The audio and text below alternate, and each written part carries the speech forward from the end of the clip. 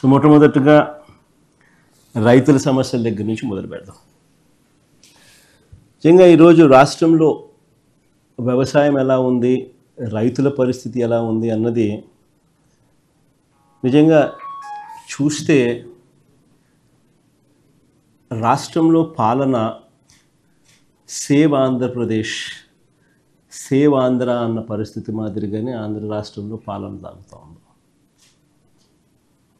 అందరూ కూడా దేశం మొత్తం కూడా హలో ఇండియాస్, మా రాష్ట్రం వైపు ఒకసారి చూడండి అని చెప్పి నిజంగానే ప్రతి ఒక్కరం అనాల్సిన పరిస్థితిలోనే ఈ రాష్ట్రంలో ఈరోజు పాలన సాగుతూ ఉంది.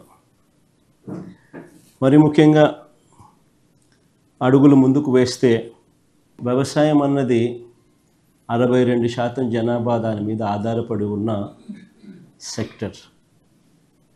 ఈ వ్యవసాయం అన్నది ఏ రాష్ట్ర ప్రభుత్వమైనా కూడా రైతులను సంతోషంగా పెట్టి వ్యవసాయం అన్నది ఒక పండుగగా చేస్తేనే, రైతు సంతోషంగా ఉంటేనే రాష్ట్రం సంతోషంగా ఉంటుంది.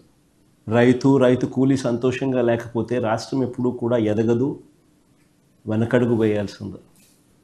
మా హయాంలో పండుగగా ఉన్న వ్యవసాయం చంద్రబాబు నాయుడు గారి హయాంలోకి వచ్చేసరికి అది దండుగలా మార్చిన పరిస్థితుల మధ్య ఈరోజు రాష్ట్రంలో వ్యవసాయం కొనసాగుతూ ఉంది.